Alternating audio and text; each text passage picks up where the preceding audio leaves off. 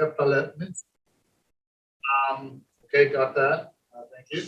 Olena Perinska, who's a partner and head of international arbitration at the Integrities firm in Ukraine. And we have here today Simon Falwell and Mark Meyer, who will speak as well. So before I pass over the microphone to Dr. Rivas, I just wanted to introduce him. He's the founding partner of Strategy in Washington, D.C., which is located also in Bogota. And he's the chair of their international arbitration practice. He's admitted to practice in District of Columbia, as well as the Republic of Colombia. And he works not only as a counsel in international investment disputes, but also serves as an arbitrator and provides consultation services on public international law, and so forth. As interesting background, Jose Antonio was the former lead negotiator of investment treaties for the Republic of Colombia. He's a former ICSID legal counsel and is currently an adjunct professor at the Georgetown University Law Center, where we teach a course together. And he has his doctorate there and master's in law as well. Just before I pass the microphone, again, I want to thank Lucas. I think he's very modest when he comes and talks about some of his background.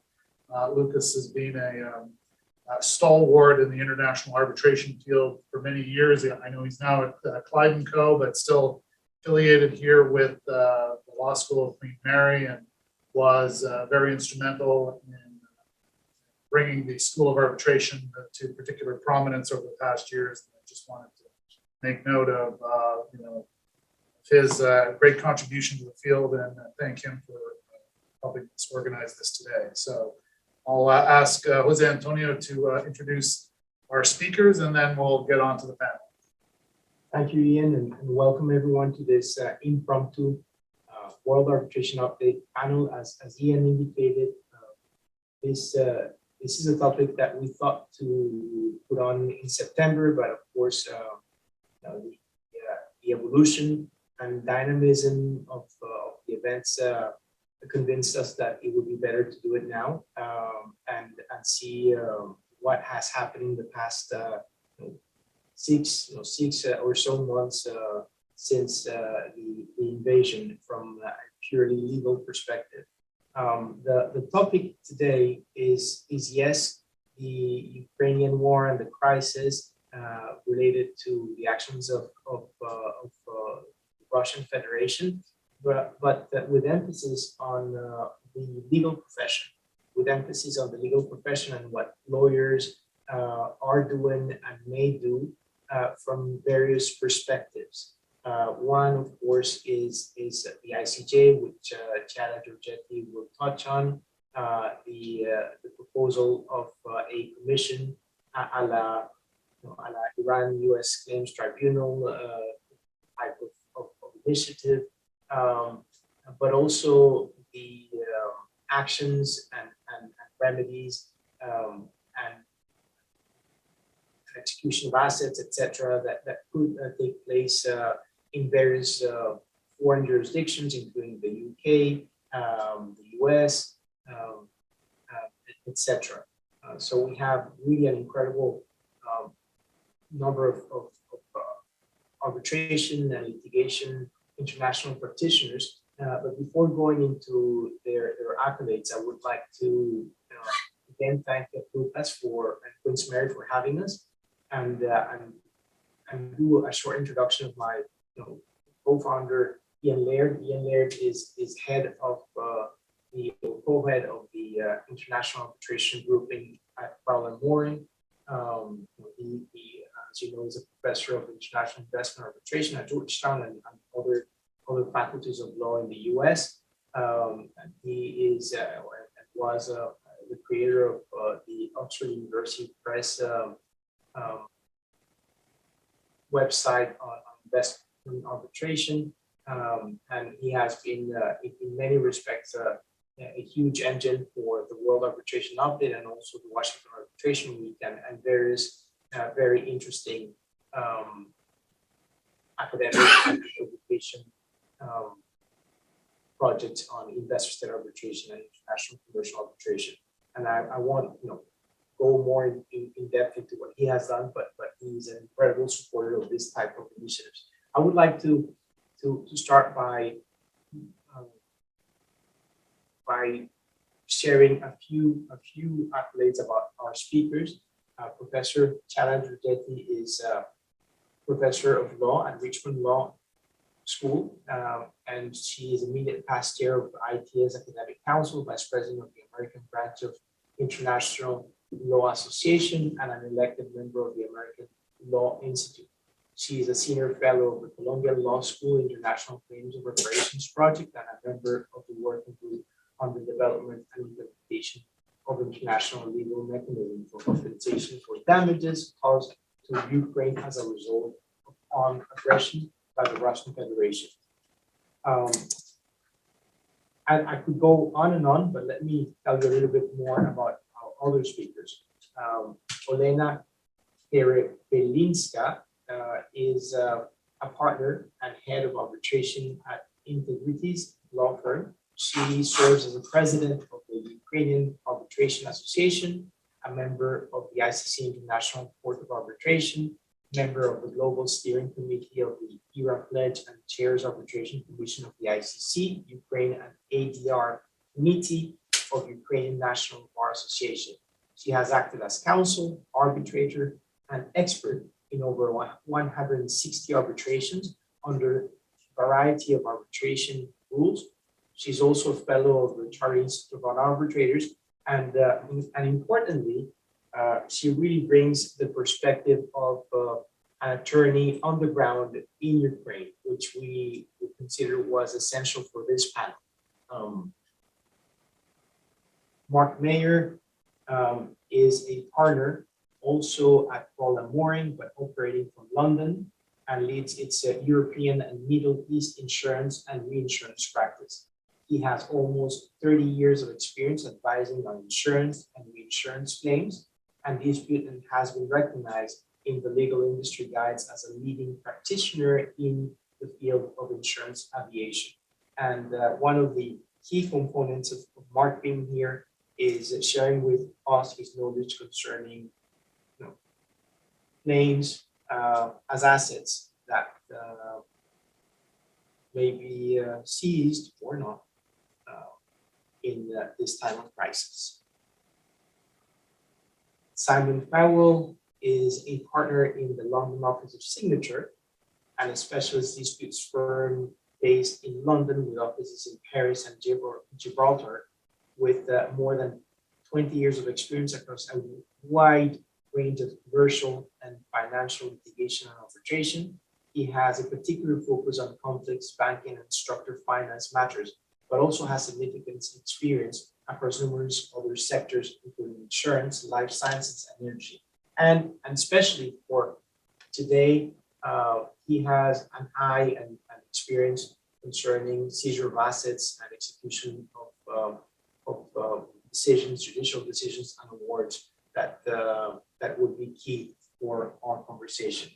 And last but not least, Jean Bird, who is a Ukrainian-born individual who immigrated to the US at a certain given time, and is a US educated attorney. And I have had the pleasure of working hand in hand with Jean with respect to a particular Ukrainian client that we share.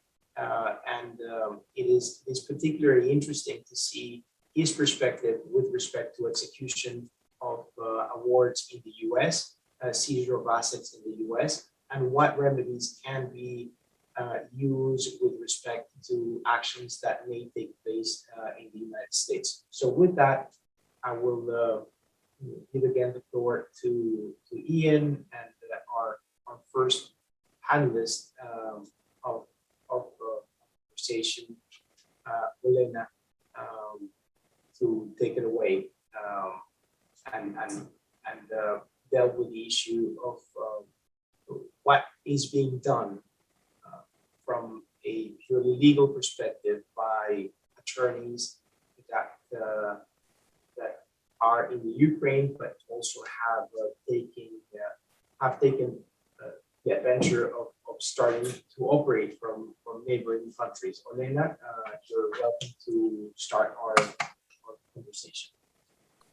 Thank you very much for introduction, and thank you very much for inviting me to this event and for choosing this topic, which is very important for our country in these times. I would like to start with actually the short description on what is going on the Ukrainian legal market after the launch of the war. Of course, the war has affected legal market in different ways. On a personal level, many Ukrainians decided either to flee or to stay or move within Ukraine. Some decided to serve in the Ukrainian army.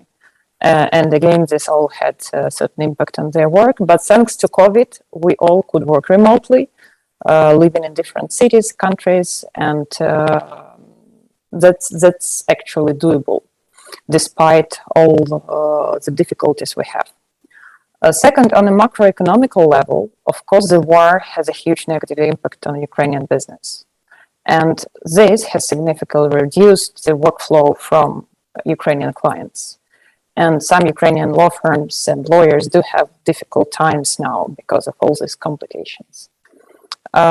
In order to partially solve this issue, many Ukrainian lawyers are now seconded by foreign or international law firms, and this is a great support for the Ukrainian legal business, as this reduces the financial burden for the Ukrainian law firms, gives opportunity to Ukrainian lawyers to gain some experience in international and foreign law firms, and ultimately enrich the entire legal market of Ukraine because of the experience and relations built up during this period. Another example of supporting Ukrainian dispute resolution practitioners is a project of Ukrainian Arbitration Association, which launched an initiative encouraging to appoint Ukrainian arbitrators. And we regularly publish profiles of potential arbitrators under the hashtag appoint Ukrainian arbitrator. But again, there are certain consequences of what is going on in the Ukrainian market. Some partners of Ukrainian law firms decided to move to join some law firms in other jurisdictions. So we have a couple of recent examples of Ukrainian partners joining Polish law firms, for instance, and probably this trend could continue depending on the length of this war and the situation we have. But despite finally, probably I would mention that Ukrainian National Bar Association has opened 5 representative offices in Europe in order to coordinate the humanitarian aid to Ukrainian lawyers and to provide some pro bono services to displaced Ukrainians in respective countries. There are, of course, a number of private initiatives to support Ukrainian lawyers or Ukrainians in different countries.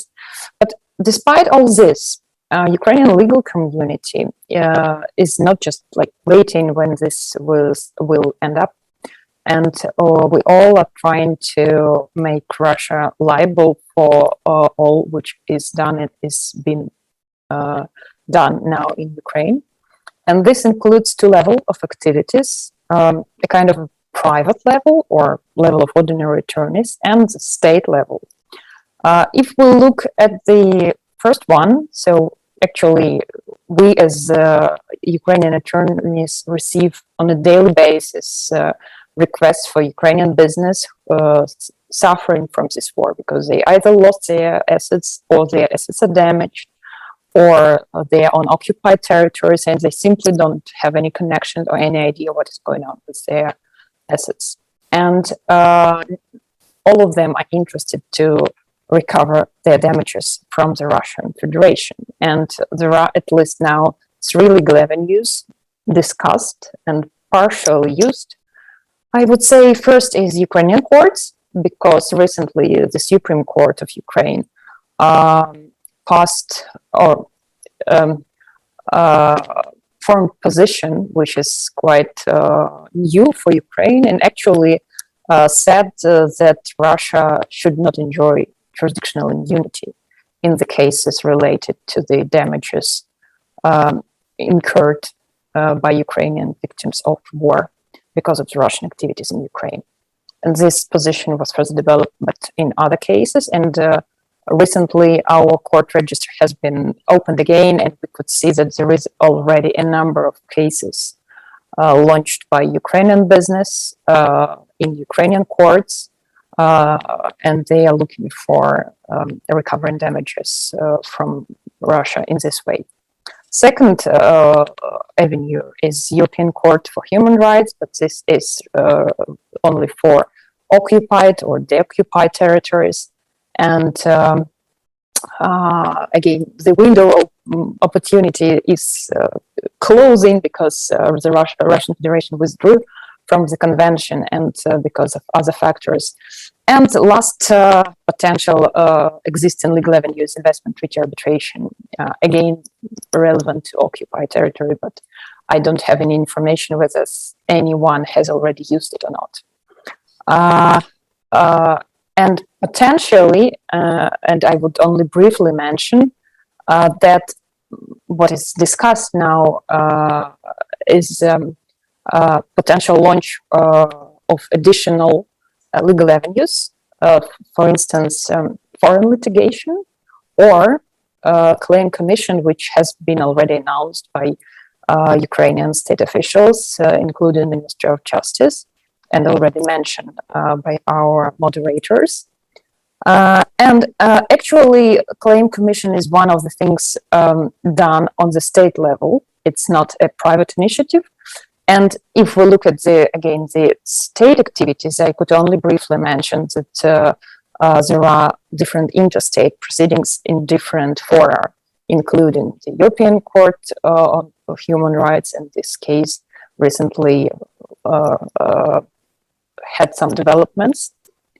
There are different ICJ proceedings. There is just recently we see the news about UNCLOS arbitration. So there are certain activities related to different violations committed by the Russian Federation against Ukraine.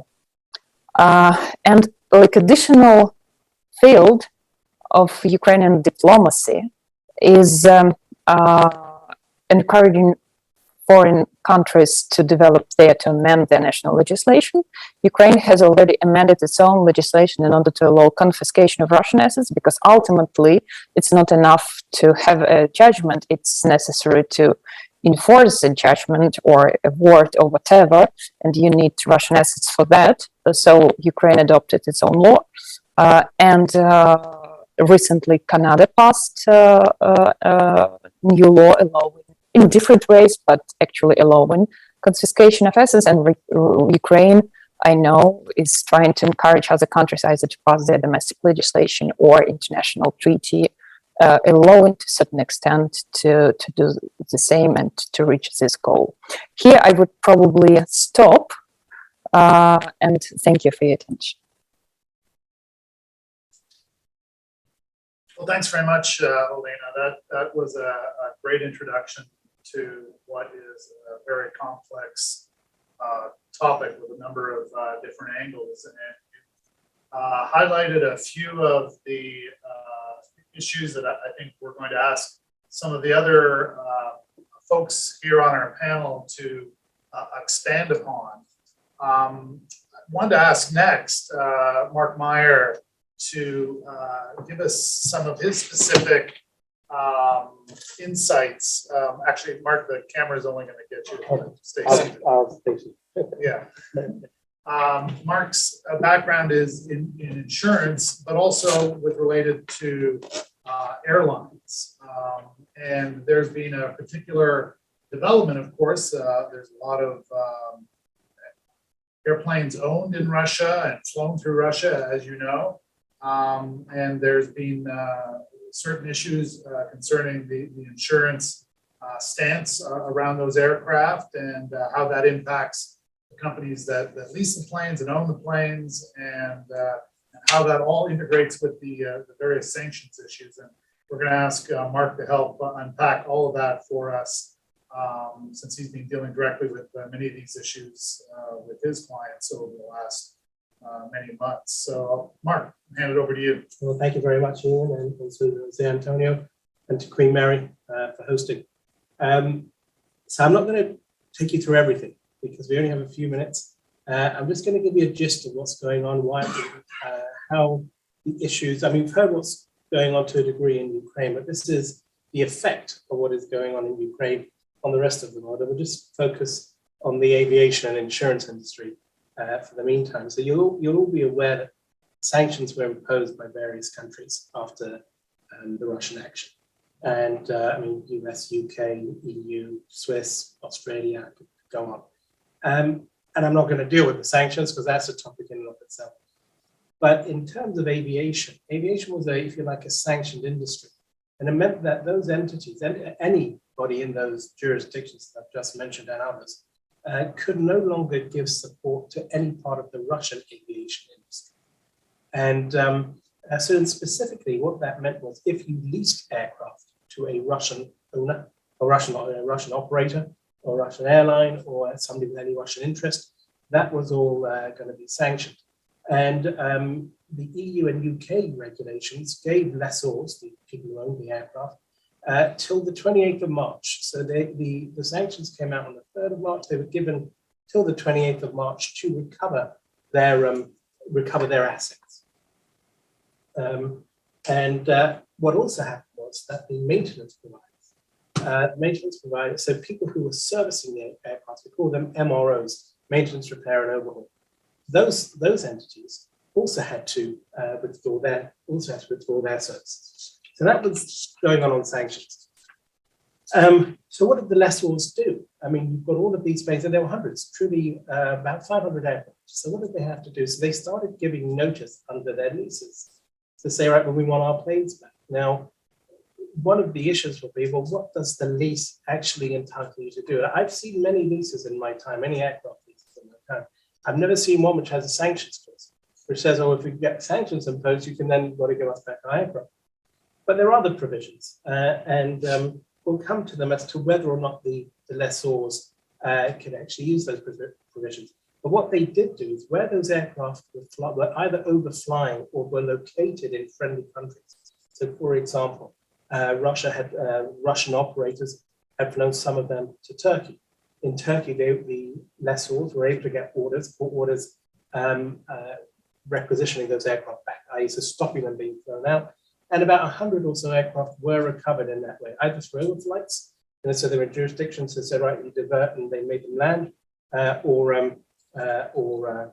they were actually on the ground. So I think you may be able to see some slides. I am just going to this. Yeah, okay, we can go 2 more there. We're up to what do the insurers do? Behind every aviation entity is insurance because almost every country that I know about has a law that says you can't fly aircraft unless you've got insurance to cover your liabilities for the actual aircraft hull, the hull itself, and liability to passengers and liability for people on the ground in case for property and people. So the insurance gave 7 days notice of cancellation. So let me just explain to you what that entails. All aviation policies allow insurers to cancel in certain respects. One of those is war. For the outbreak of war, they can tell you cannot fly out the plane we're insuring to a war zone. And that's exactly what they did in this case. So they actually said, we are withdrawing all types of insurance cover for anything involving Russia or Belarus. So if you're flying there, overflying, you're situated there, whatever it is, zero insurance. And we have to, under the terms of the policy, give you 7 days notice. Insurers started doing that in the week of the invasion. So that was 24th of February. By the following week, pretty much everybody, all of the market. And I should just explain that the aviation insurance market is largely headquartered in London. The Lloyd's insurance market and the companies market. I mean, they're not the only places. There are other insurers in other parts of the world, but a large chunk of that market for all types of aviation, no matter where that risk is located, is led in the London insurance market. So we've got the situation that by the second week of March, that notice would have been given. And and will kick in 7 days later, so roughly mid-March. Okay, what did the Russian Duma do? So what did the Russian Parliament do in response? So they, and I'm again just focusing on the aviation aspect. So what they said was, we will allow foreign registered aircraft to be registered on our register. Why was that controversial? It was controversial because the Chicago Convention, which was 1944, so it goes back quite a few years, one of the leading aviation conventions. For those who couldn't hear, one of the leading aviation conventions. What that said is you can only, at any one time, you can only register an aircraft in one jurisdiction. So with the Russians saying, no, Russia is a signatory to the Chicago Convention. So with the Russians saying you can now register the aircraft on our register too, technically, that could be a breach of the obligations under Chicago, depending on what the other country's registration requirements are. In some cases, where your airworthiness certificate is withdrawn, and that's what happens. Right? I should have said the lessors, to try and stop these aircraft being flown by Russian operators, actually cancelled the airworthiness certificate. So it meant that those planes were no longer certified by their owners as being airworthy. And therefore, if you don't do that, actually your insurance isn't valid and your registration isn't valid. And they thought, well, that would be the end of it. They won't fly these planes. So Russia's response was, okay, well, you can put it on our register. So the issue then becomes, is that a breach of Chicago or not? Because in many jurisdictions, there is a process to remove an aircraft's registration. You can't just say, all right, I've now registered. Now you actually got to follow it. You got to deregister. And that didn't happen. And what the Russians also did was to say, we will not allow you to pay installments on your leases, and you cannot return your aircraft without Russian approval. Of course, it won't surprise you to hear that really no approvals have been given. So, so that led to insurance claims being filed. And let me just explain to you how aviation insurance works. There's essentially three, I'm going to call buckets, where you get insurance. The largest, the most significant is what's called the all risks policy. And here I'm talking about operators rather than manufacturers. Because it's not the component manufacturers or the airframe manufacturers. I'm talking about operators of aircraft, airlines, commercial operators. The all risks covers, as its name suggests, all risks, except war and allied perils. So to the extent that you see a war, and so the loss of an aircraft is due to war, or due to a deliberate malicious act. So the example would have been the German wings. You may remember the German wings crash, where it was a deliberate action of the pilot. That is treated, the hull loss, not the passenger liability, but the hull loss is treated as a war loss and is dealt with by a different set of insurance to the all risks. So the all risks is everything that isn't excluded.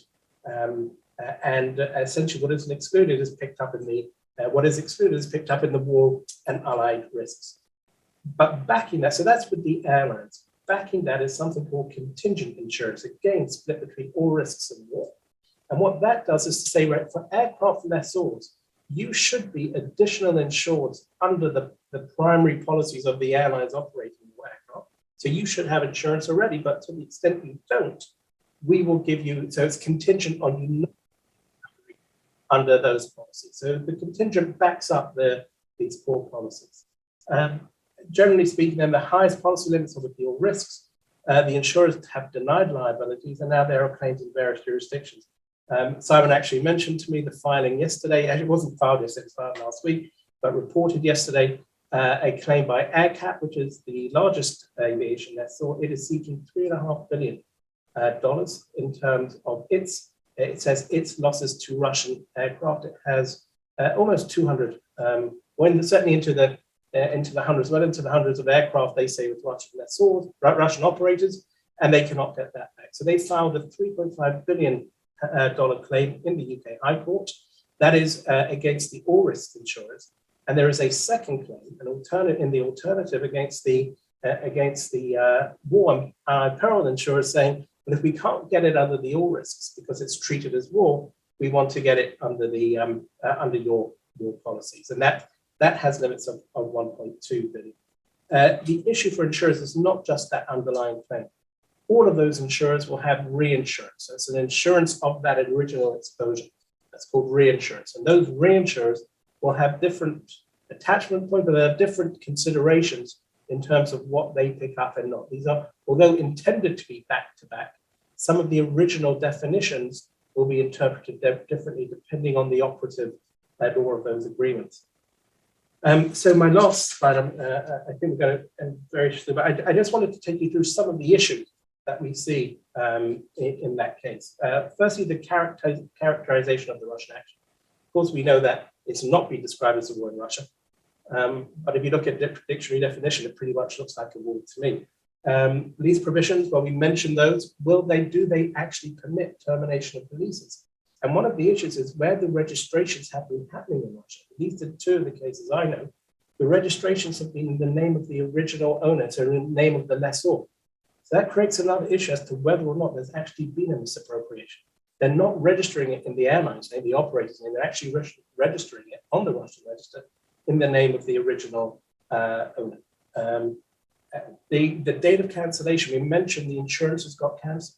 But at what stage, at what event, what stage were those assets, if you like, I'll say, taken over or sequestrated by either the operator or the Russian state? Remember that the sanctions didn't kick in. The first day the sanctions apply is 29th of March. Many of those policies, almost all of those policies, will have cancelled by that stage. So you've got a date of an event as to what was the event that gave rise to loss and what was the insurance in place at the time. So, and then there's the scope of the insurance. Insurance, most of the all risk policy, for example, will have a war and allied risk exclusion. And that covers invasion, stealing of assets, all of that sort of thing. So the true definition of what, or the true scope of those insurances is going to be up for loss, and then calculating the loss. I mean, are these planes gone forever? Will they be returned at some stage? Any asset sitting on the ground doing nothing, particularly a plane, is a deteriorating asset and will take a lot to put back into service, particularly where there are no maintenance records, where whatever maintenance is being done is not being done by approved operators because none of the Russian MRO facilities are any longer approved. So they're not going to be approved in the jurisdiction where these planes will become registered again in the EU, UK, US. So calculating loss is an issue, and then recoveries. To what extent, when aircraft are recovered, or where there is a claim against the Russian state, as may well happen, and there are avenues to do that, to what extent can those be taken into consideration to one step further? So that gives you a flavor. I may have gone slightly over, so I apologize for that, but I'm happy to answer questions at the end of the presentation. Well, thanks very much, Mark, and I'll ask Jose Antonio to introduce Simon. Well, thank you, Ian, and thank you, Mark, for giving us way more than a flavor about the insurance world and especially with respect to the things that may be now in control of Russian Federation and affected by them.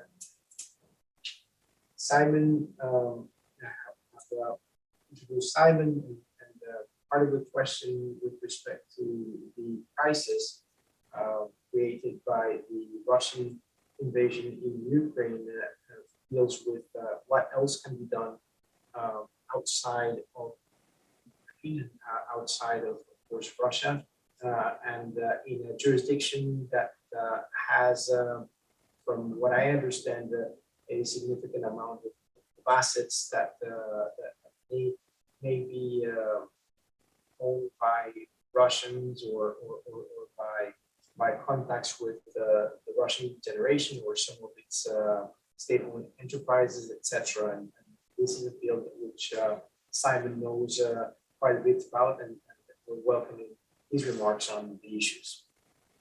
Thanks, Jose Antonio. So there's been an awful lot of talk about potential claims against Russia as a sovereign state, particularly through bilateral investment treaty claims, or potentially against Russian companies, be they state companies or private companies. And why you may be able to get a judgment against these entities, obviously that's precious little good unless you can enforce against the judgment that you have and get some sort of compensation for your loss, which takes us into what you do want to judge. Now, you'll be pleased to going to try to take you on a whistle-stop tour through every aspect of enforcement. I don't think 5 minutes is going to touch the surface on that. But what I am going to do is point out one or two things which are potentially relevant, particularly where England is concerned as a potential jurisdiction for enforcement. As Jose Antonio rightly said, that there are a lot of Russian operations with assets within this jurisdiction, and so people tend to look towards England as a potential destination for enforcement at an early stage. So, first thing to say, I think, is that generally speaking, England is considered a pretty friendly jurisdiction when it comes to it.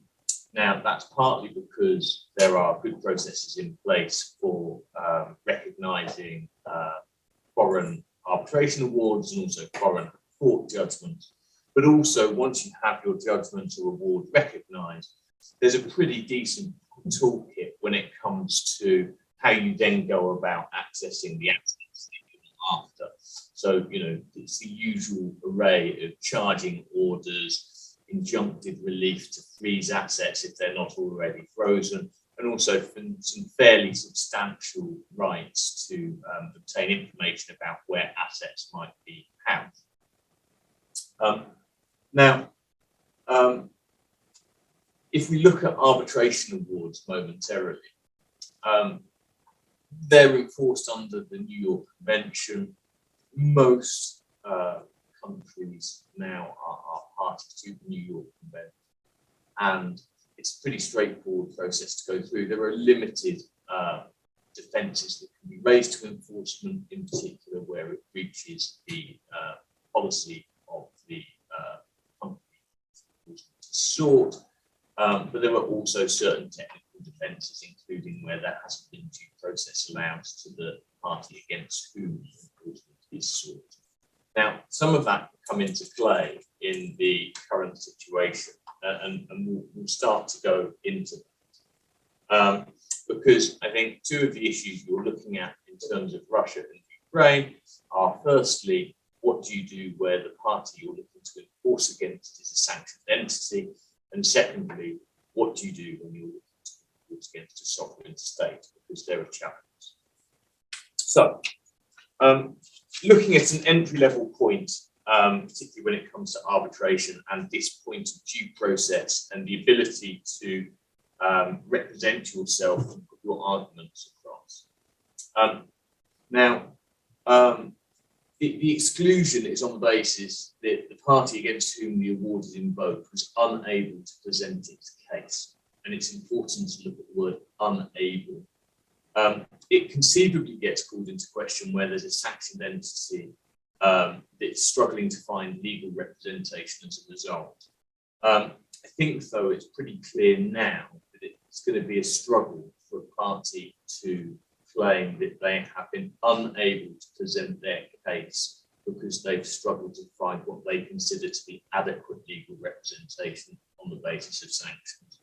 To give an example, it's now pretty clear from a very recent ruling a couple of months ago from the Privy Council, it was an appeal from a Cayman ruling, that the correct law to be applied to the question of whether the party has been able to put its case is a matter of the law of the jurisdiction in which enforcement is sought. So, for example, if you're looking to enforce in England, you're looking at English law, but the standard to be applied is an international law. So it's not just a case of looking at what might be considered due process in England. You have to look at what due process would be that can be applied to any arbitration in any state. So the decision also highlighted, first, the pro-enforcement object and purpose of the New York Convention. The whole purpose of the convention is to aid enforcement, and so the limitations should be construed pretty restrictively. And they also focused on that word unable that I mentioned at the outset. And they said that that sets a very high bar before you can rely on the loophole to get out of enforcement. So if you look at that, I think from a sanctions perspective, on the whole, most of the sanctions provide for some sort of license to be available where a party is to seek legal advice and legal representation in an arbitration. So where there's a license, you may not be able to instruct your first choice of law firm. And of course, there's been an awful lot in the press about law firms being reluctant in some instances to work for certain particular entities. That in and of itself is unlikely to be sufficient. Similarly, I think there's also the possibility that a party could put its legal arguments itself without necessarily having legal representation at all. So again, it's going to be difficult to rely on that. However, notwithstanding all of the parties to arbitration have been pretty conservative where they've been faced with a sanctions entity that's struggling to find legal representation. Generally speaking, you want to have a represented party on the other side to ensure that due process is served and to avoid any potential problems down the line. So actually, you will often see arbitrations at the moment being stayed until one of the parties that's been struggling has managed to find legal representation again. And also where that's not been possible or where it's taken too long, you're sometimes seeing the claimant party effectively putting both sides of the case in an effort to make sure that justice is served and the arguments are put on behalf of the defendant. So it's something to keep firmly in mind.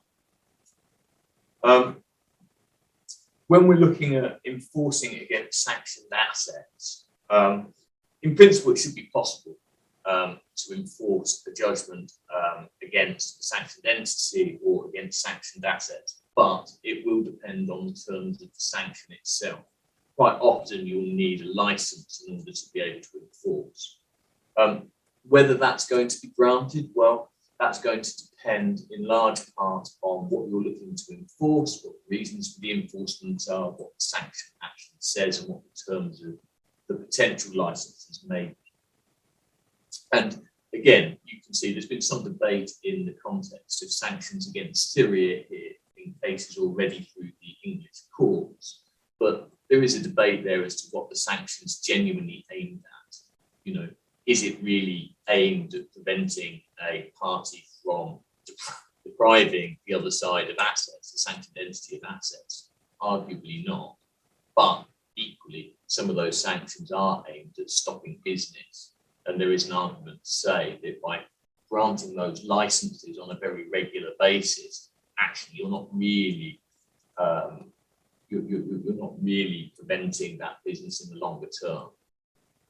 So, interesting issues on the sanctioned entities. Sovereigns, again, generally speaking, enforcement against sovereigns is not particularly straightforward.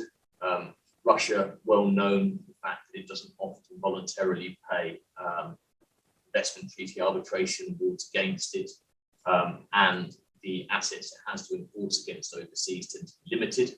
Certainly from an English perspective, you can enforce against sovereign assets where they are used or intended for a commercial purpose, and equally there tends to be a line drawn between the state and state-owned companies, unless those companies are an organ of the state. Now that obviously cuts both ways. You know, if you're up against a Russian entity, for example, that may be considered a sovereign but not an organ of the state, then there shouldn't be a sovereign immunity problem to enforcement. But equally, you can't generally go at the state-owned vehicles as a means of getting enforcement against the state itself. So again, it can be quite challenging when you're looking at investment treaty enforcement in particular, but there are means. I think on that note, you know, to go much further takes us very deep into the topic, and it's probably not just a session on its own, but probably an entire suite of sessions. So on that note, I'll pass on. Thank you very much, Simon. And without further ado, I will give the floor to Jean, which will share with us his perspective on a very, very similar topic, but from the U.S. perspective. And as I said, I've had the pleasure of working with Gene on a case that involves enforcement of an award for a Ukrainian party, and this is somehow very, very similar. But I will let Gene share with us the specifics of ins and outs of asset tracing and looking into the various ways of enforcing awards in the U.S. Thank you, Jay. Appreciate your invitation to this panel. To you and Ian as well. It's a great panel, and it's an honor to speak together with distinguished speakers here. And my very brief presentation, I want to be very brief and perhaps leave more room for and time for questions. But my topic dovetails, as Jay correctly noted, with what Simon was talking about. And the general question is, can be summarized by a phrase from one of my favorite movies, The Big Lebowski, is where the money? The end result is that's basically the end result of these claims. Of course, putting aside any criminal court actions that ICC actions against Russia, which would eventually will take place, or some type of international tribunal to punish those who are responsible for atrocities committed in Ukraine. Of course, the big question is the compensation to businesses, compensation to victims of the Russian aggression. And if you go through arbitration, through any international arbitrations, if you go through any Ukrainian court actions, you will eventually need to enforce your judgment and execute and find the assets. And as Simon correctly noted, Russia is not famous for paying its debts, legal debts, the judgments and arbitration awards voluntarily. There are only a handful of cases going back to the 90s where Russia was forced to pay. And there is of course, we know we're very, very all familiar with the UCAS case, where the arbitration award of $50 billion, one of the biggest awards in history, was issued, and the UCAS shareholders are still after Russia and trying to collect on the assets. So where's the money? That's the question. Of course, there are assets. There are assets that belong to Russia, to the Russian state, and there are assets that belong to the Russian state-owned companies. These are, of course, the legitimate targets for any asset recovery, and many of these assets are right now under sanctions. And similarly to what Simon was describing the situation in the UK, in the United States, these assets are under sanctions as well. So just a brief explanation what sanctions mean, because I think there are many people sometimes they have a misunderstanding of what sanctions are. Sanctions is not a confiscation of assets. Sanctions basically when the United, at least from a United States perspective, when the United States imposes sanctions against an individual or company or foreign state, it does not mean that the United States confiscates these assets. All it does, it just makes these assets untouchable. Nobody under jurisdiction of the United States of America, whether it's a U.S. person, a company, or a person located in the United States, has the right to touch this asset, to deal, to make transactions with the assets that belong to the sanctions persons. That's the bottom line. So the assets are still there, they're still available, but they cannot be touched. So how do you deal with that? There is a agency in the United States, part of the Department of the Treasury, called OFAC, Office of Foreign Asset Control, that deals with sanctions and that issues licenses. And before you can enforce, you can attach any assets that are presently in the United States under sanctions, you do need to obtain a license. And I believe Ian would tell more, provide more details about that. How do you deal with OFAC and other and the related issues? But it's just a little clarification. So the assets are still there. You still need to have a court order to attach these assets. You need order to execute against these assets. How do we do that? In the United States, there is the law called the Foreign Sovereign Immunities Act that provides jurisdiction to federal courts in all actions involving foreign states. In the general premises, the general percept of this law is that the foreign states are immune from actions in the United States, except certain specific exemptions. And these exemptions are the commercial activity exemption, expropriation exemption, arbitration exemption, waiver, and there is one additional, there is also the torts in the United States exemptions, but probably less relevant to what we're talking about today, but and the terrorist exemption, which is a separate exemption that was that the law was adopted in the United States to provide the victims of terrorism with assets that were that are located in the United States. All of these exemptions could potentially be used to bring an action in the United States, and this action could be the action on the merits to sue a foreign state in the United States. B, it could be an action to enforce arbitration award, a foreign arbitration award or international arbitration award in the United States. And C, to enforce a foreign judgment in the United States or execute against a foreign state. Most often we see actions to enforce arbitration awards. Why? Because there is a specific exemption in the Foreign Sovereign Immunities Act for actions to enforce arbitration awards against the United States, which is a later an exemption that was adopted later on after the adoption of the FSIA itself, but it's very specific. And the courts are very familiar with this exemption, and there are many judgments issued by the United States district courts, federal district courts, against foreign states based on the exemption, based on the arbitration exemption. Once you have, you need to have a judgment in the first place before you can actually get an attachment of foreign property of the foreign property of the state, of the property of a foreign state in the United States. But having a judgment is not enough.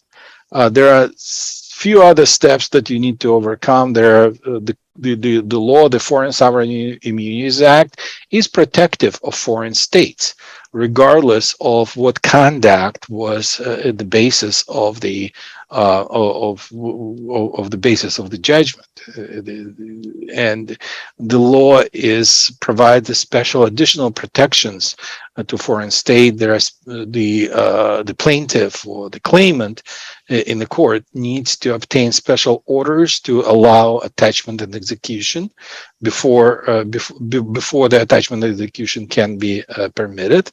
Also, once you have a judgment in the United States, and typically it would be in the district court, in the United States District Court, which is a federal court, this judgment is technically effective only in one district. So you do need to have a special order from the district court in order to be able to enforce this judgment against assets of the foreign states that are located in other districts.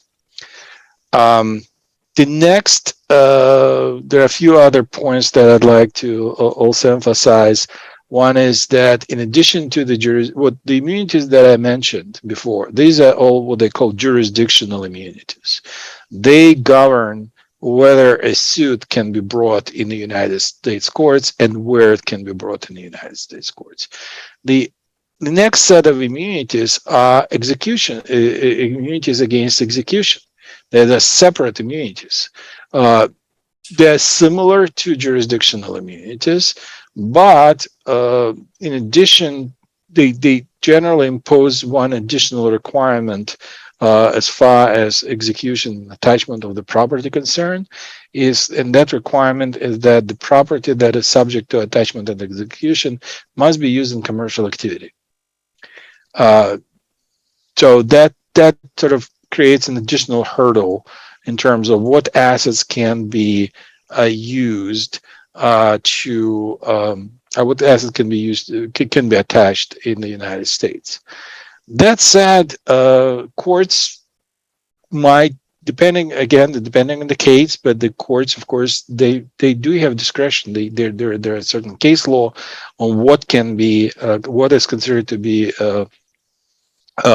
commercial activity with respect to the attachment of assets. But there is for example, case Chabad versus Russian Federation, and that's a very interesting case in terms of what type of actions were considered to be commercial activity in the United States.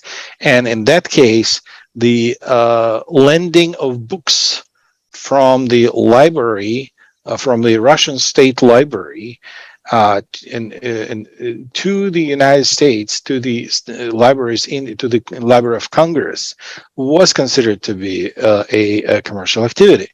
So the courts do have discretion. So even the minimum level of commercial activity could be a commercial activity that would involve exemption under the Foreign Sovereign Immunity Act. 30 seconds, wanted to mention discovery in the United States. United States has a very broad discovery. So if you get a judgment, you get to do a discovery in the United States, and it's not typically, discovery is not limited by Foreign Sovereign Immunity. Moreover, there is a possibility to involve what we call Section 1782, that's 28 U.S.C. 1782, that could be used to discover relevant information for use in foreign proceedings. So even if you have proceedings in Ukraine, in the UK, or other countries, you can invoke 28 U.S.C. 1782 to obtain relevant discovery in the United States. That's all I got. Thank you. Well, thanks very much, Gene. That I think we should probably could do a whole panel on related discussions on sanctions and types of impacts. Just a final point before we finish off with Professor Giorgetti. You alluded to the FSIA, the Foreign Sovereign Immunity Act. And I think one of the big issues that has been floating around is whether the U.S. will designate Russia as a state sponsor of terrorism. This is a critical designation because it would create all sorts of additional unilateral sanctions. But to your point, it would remove sovereign and diplomatic immunity under the FSIA with the terrorism exception, which would allow terrorism victims and their families to file lawsuits in the United States. And that's an absolutely critical potential path. And I know President Zelensky has asked the United States to make that designation. I don't think it's happened yet, but that could be a real development when that happens. So, be watching out for that. And so let's go on to kind of a broader international kind of viewpoint. And we're very honored here to have Professor Chair Giorgetti from Richmond Law School near Washington, D.C. and in the state of Virginia. And very happy to have you here, and Professor Giorgetti. Many thanks. It is really an honor to be here today, and a pleasure indeed. I see that we are running a little late, so I'm in your hands in as far as my speaking time, and if I need to abbreviate or anything, just let me know. But as others have mentioned, there have been a lot of very interesting initiatives that are now being thought and also being taken to think about how to react to Russia's aggression and injuries that have occurred. Because really there is no doubt that Russia's aggression in Ukraine violates international law, and as such, as an act of aggression, through the articles on state responsibility, Russia has an obligation under international law to pay reparation. And so the question is how to obtain these reparations. Other speakers before me have mentioned some. And I think what I would like to do today is really thinking about claims commission, which is one of the issues that we are exploring in the international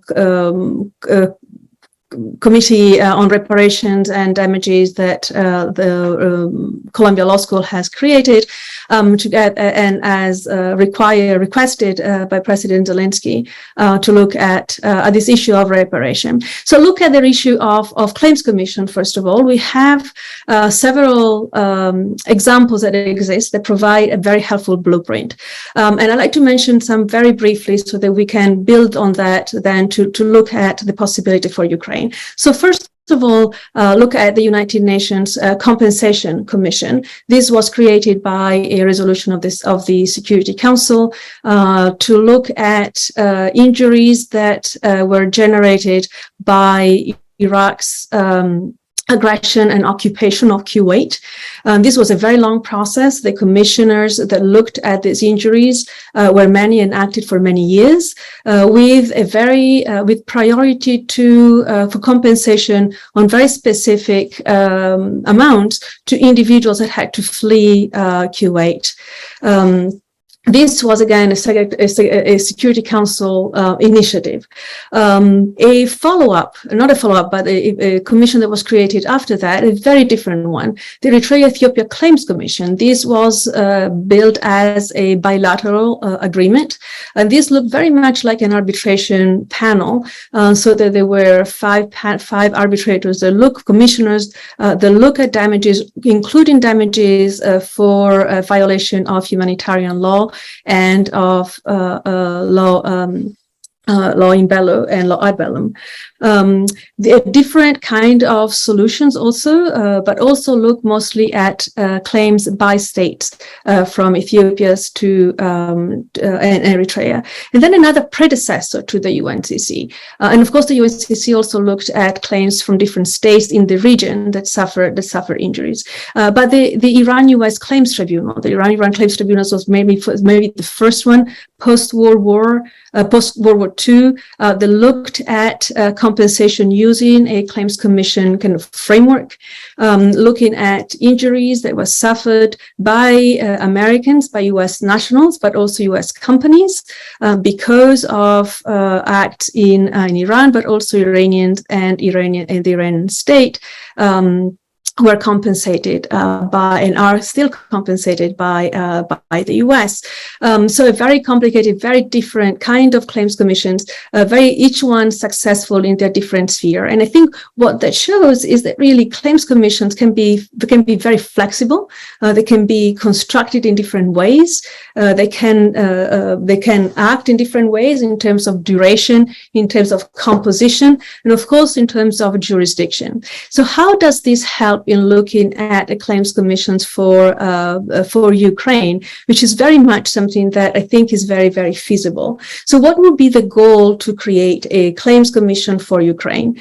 That would be to create a legitimate and very clear process that is rooted in international law, which is able to provide and disburse funds because of and to compensate injuries caused by international law violations by Russia through binding awards.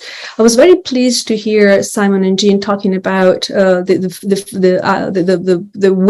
where the money is, right? Because of course this is very important and one of the main questions here. But what are some other questions? What are some other questions here that we are thinking about? And of course, there are issues of, so what are the claimants? Who should be compensated?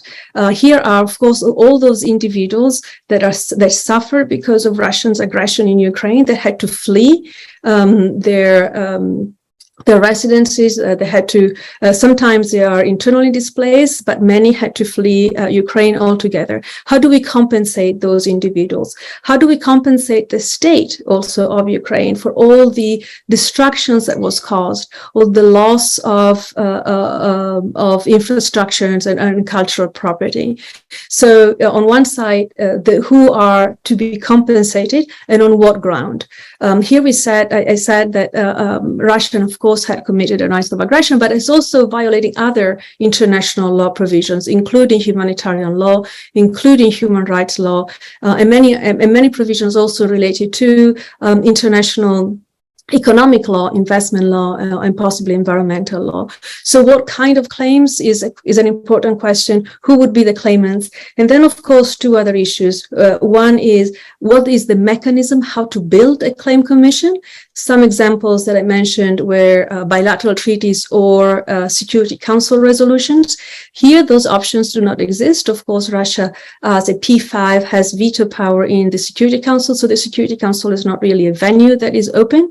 But is the General Assembly a venue that is open, that can be built, where something can be built, or maybe an international law process, an international legal process that includes not only, it's not a bilateral treaty, but is more of a multilateral treaty.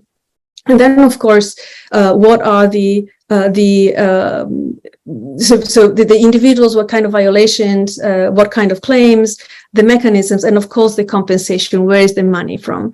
And I was really glad to hear Jean and Simon talking about this, because in addition to all the frozen funds, we also have the funds from the Ukrainian, the Russian State Bank, and many other funds that are possibly available, looking, of course, also at all the issues of immunities that arise.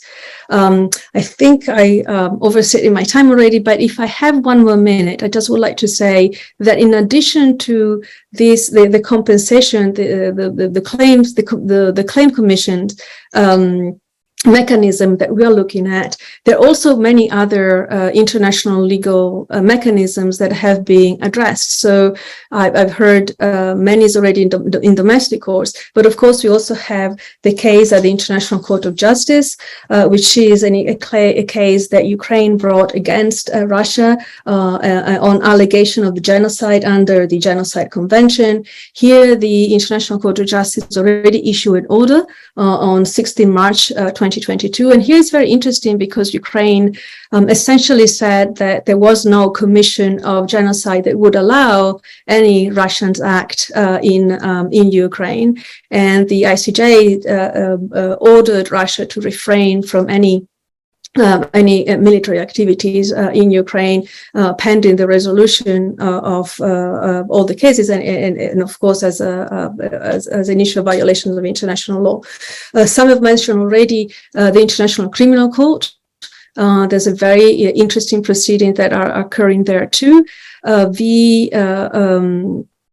Of course, the European Court of Human Rights process, but also the Commission of Inquiry that was created within the Human Rights Council, also by the United Nations. And finally, also in thinking about it, similarly to what we're thinking about ad hoc processes, the possible creation of an ad hoc tribunal for the crime of aggression. So I think what it really shows is there are many different actions that are being undertaken within courts and tribunals that already exist, but also possibly looking at ad hoc processes that might be interesting and feasible under the circumstances. Thank you, and I'm very happy to see if you have questions. Thank you very much, Professor Chara. There's one general question that I would like to put on the floor before we go to our public, both virtually and in person. I would like to invite each one of our panelists to think within the framework of those actions that are being led by legal professionals, whether in terms of efficacy within your field, the actions that are being put forward and being made by counsel makes sense in terms of creating a deterrent, either immediate or in the short run or in the long run, against what Russia is doing. So, for instance, in the case of the insurance and reinsurance industry, would insurance or reinsurance claims might create a sufficient financial incentive or deterrent to see a change of mind. Equally, for instance, in the jurisdiction of the United Kingdom, might there be sufficient assets so as to create an incentive in the short or medium or long run for changing the behavior, and so on and so forth. And of course, in the case of the ICJ, there comes a question as to, well, the ICJ has ordered this, but at the same time, the Russian Federation would initially not accept its jurisdiction. So why does it make sense that the claim is submitted, and why those efforts might make sense even though immediately there might be no change of minds, and the question may be extrapolated to each one of you. So if you could take just no more than 3 minutes to answer, I would welcome our first speaker, Mark. Okay, so, well, certainly from the insurance and reinsurance perspective, what is happening now is making Russia very pleased to think that, well, why should we pay? Because insurers are going to pay. But there is already a discussion. It had started with COVID, where whether insurance and reinsurance by implication or by extension should be used for systemic, these types of systemic loss. So where you have a global pandemic, where you have a global action, should it really be the case that that's what insurance is there to address? And the short answer is it requires policy changes, so the changes to the wordings of what insurers are willing to pick up. But that's a debate with the brokers. You know, the brokers are selling these things, and so in the short term, no, I don't think it's going to hurt Russia. In the long term, yes, it will, because those Russian entities will also find it very hard to find insurance for their, those operators, and there's going to be less willingness to give them things. But then when people realize that insurance won't be an answer in the future, that could create some type of economic.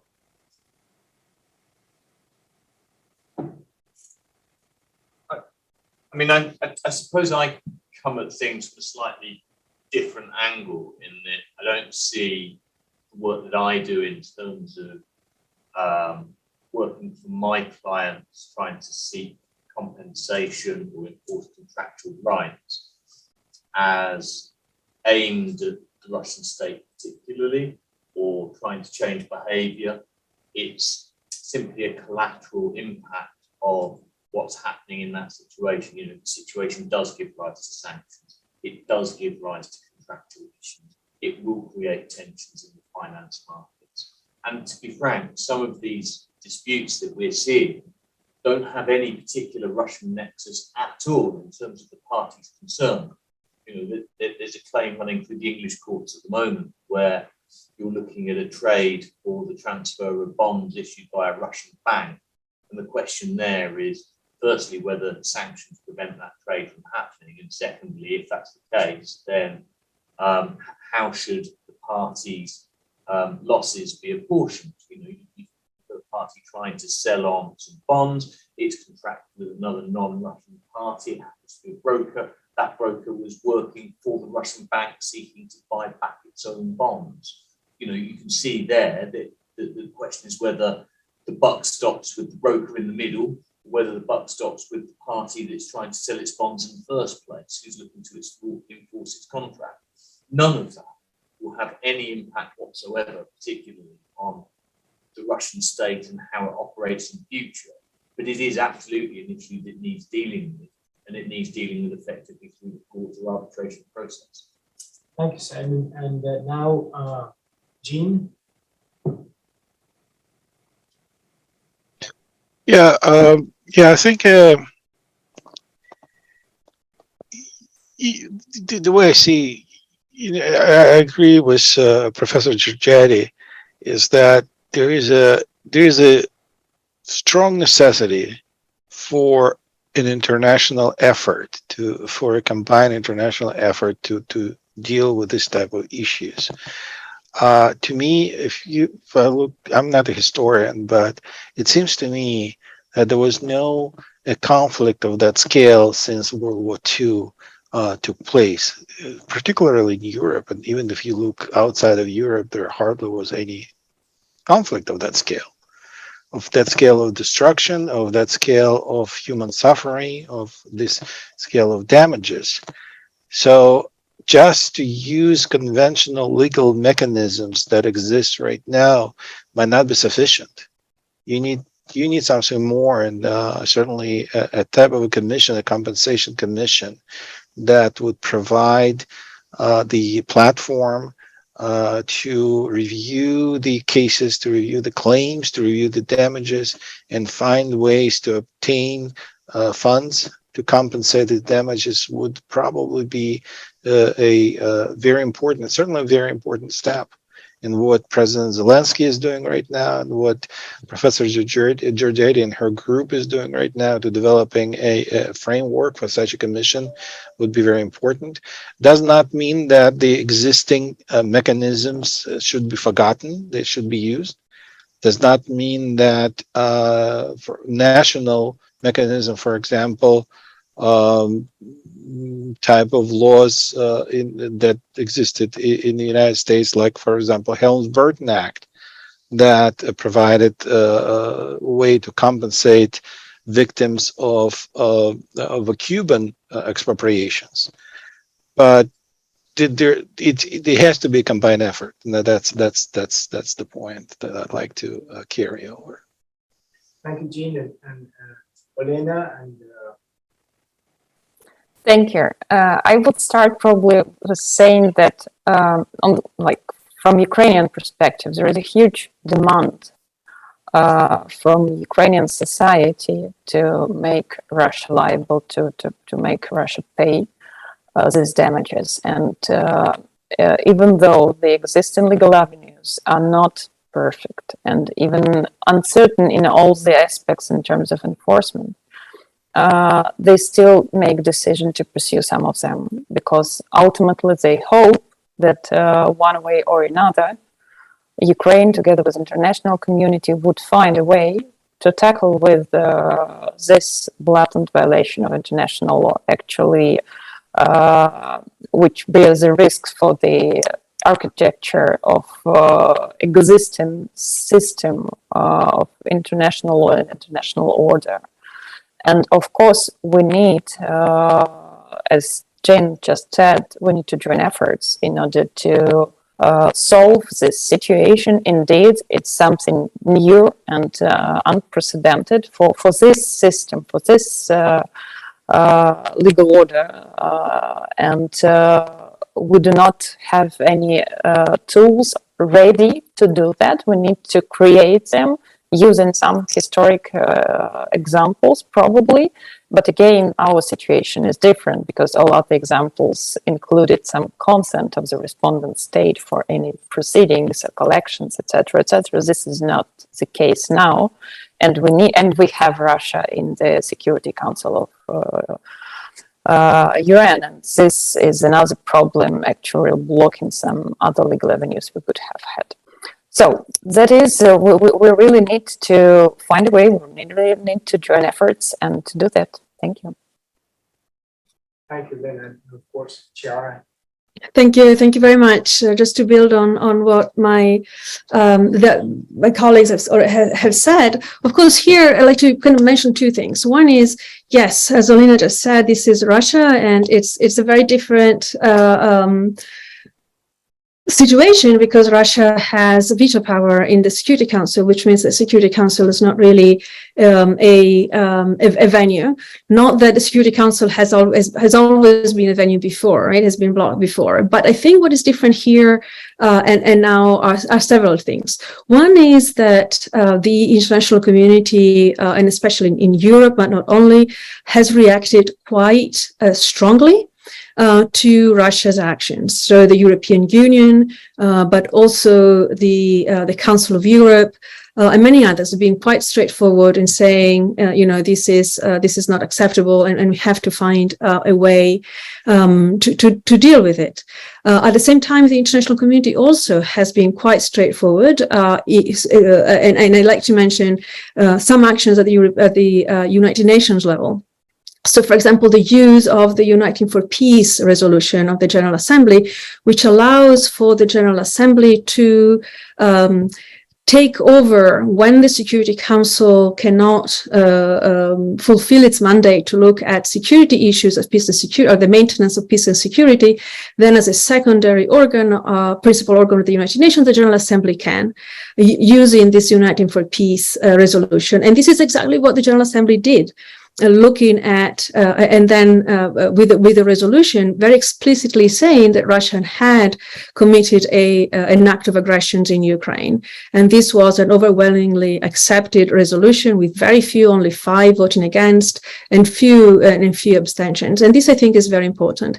And at the same time, not only concerning Russia, but concerning the impossibility sometimes of working in the Security Council, Resolution 76/262 of 26 April 22, which essentially gives a standing mandate to the General Assembly to debate any issue that was vetoed in the Security Council. So I think there are some movement, some realization that the Security Council is not the perfect system, and maybe the General Assembly can possibly do more. And so I think that we have several mechanisms that are now being used on the specific situation in Russia and Ukraine, and possibly that will also led to a systemic change in international law. So I like to say that this might be a turning point, and that might be something that we will see as something that has changed how things are being done in international law. And of course, what is not, with clear, one has to go with clear eyes. Is not all simple. It's not all easy. But I think we see some positive movements. Thank you very much, Chiara, and everyone. I would only like to say that I fully agree that this seems to be a turning point, not only because it's Russia, but also from the public international law perspective. Given that aggression, of course, can not only be committed by Russia, but by any other sovereign state. I would like to give the floor to our kind attendees here in person in case there's any question. And if you have a question, you're more than welcome to approach the table and share your thoughts here for any of the speakers, or hopefully all, but not all. Any questions here? Yes, would you like to come and sure. Yes, and share your Hi, I have a question for Chiara. My question is related to the exhaustion of remedies. So there are so many different venues where Ukrainian individuals and companies can pursue compensation. For example, what if they get an ECHR judgment or a local court judgment? Would that be a problem then for a future claims commission? Thank you. This is a very interesting question. I think if an international mechanism comes to fruition and is adopted, of course, it has to take into consideration that, and as the ICC and other instruments already consider, I would think that it should give priority to international decisions over domestic decisions. But this is something that certainly will have to be explicitly be considered and adopted in an international instrument. I don't know if did I reply to your question? Was that you're asking? Yeah, more or less. Yes, thank you. Thank you. Any other question? Yes.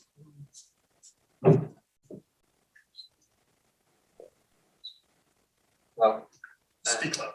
I have an open question to the panel, and my question is, to what extent do you consider international arbitration as an effective means of receiving compensation for damages incurred while the conflict is still ongoing? And be that as it could be first-hand damages in Ukraine, or it could be indirect damages, for example, as breach of contract for delivery of gas to many European countries. So, to the extent that the conflict is still ongoing, is that an effective means of seeking compensation, or put differently, under what conditions would this become an effective way of seeking compensation? I mean, to take that first, I think it all goes back to the important points at the other end. That you need to say, for example, you're bringing a breach of contract claim. You need to know that there are going to be valid means of enforcement once you've got your judgment. Clearly, you're able to bring an arbitration. That's what the clause provides for, and you can get recourse through that arbitration tribunal. But if there aren't assets then to enforce against, if, for example, it's entirely the entity is entirely within the Russian state, then you may be better waiting for a period. Keeping in mind limitation, obviously. Where you're talking about entities with assets outside of that jurisdiction and assets in London, for example, then yes, absolutely. I would just answer that. So you've got exactly that situation with these aircraft, because the loss hasn't crystallized completely. It's a continuing developing loss situation. It will get worse and worse. But I think the way that those owners of those aircraft see it was, we want to establish the liability side first, and we'll do that right away. And then we'll seek judgment after judgment. We'll top up on judgments, as it were, as we can prove greater and greater loss. So I think that's the way, in terms of assets located there, that I'm seeing it work. So there might be like a bifurcation to it, started by Absolutely. now, and Absolutely. quantum until after the conflict is resolved. Yeah, or there'll be an interim award. I think that's probably, or an interim judgment, with the opportunity to, liberty to fly again. So I think that's exactly what would happen with bifurcation, but also I think preliminary issues. Because certain points will have to be decided because they will dispose of the case, and then you get to the next stage. And that's how I see it. Just if I may add, I believe Simon alluded to that, but arbitration, the most important to remember about arbitration, that arbitration is a creature of assent. You cannot have arbitration without some type of agreement, some type of contract that provides for arbitration. And in that context, most of the arbitration that we see against foreign states are based on the bilateral investment treaties or multilateral investment treaties. Even there are several recent arbitrations against the Russian federations that arose out of the Russian annexation of Crimea. Going back to 2014. Now these arbitrations, some of these arbitrations are now in the U.S. courts at the recognition stage and execution stage. But again, you do need to have some type of international treaty, like Olena mentioned before about the treaty of the sea, the arbitrations with respect to the capture of Ukrainian vessels by Russia, and that there are some certain treaties that address this type of situations. But in arbitration is great because as far as U.S. law concerned, you do have very concrete exceptions from sovereign immunity, but at the same time, it's limited in terms of what type of situation it can apply to. Thank you. Well, thanks very much. I think we're going to wrap it up there. We've extended our time by a few minutes, and it's a real pleasure to have such a fantastic group of people give us the benefit of their experience on this ongoing crisis, and one that may not be resolved soon, but certainly the legal community is being watching developments very closely. And I think one thing coming out of this discussion, and I think part of the ongoing discussion and debate, is that there are remedies, there are alternatives that the legal community can provide. They may not be fast, they may not ultimately be effective, but there are a wide range of activities that can occur to try to seek some form of justice.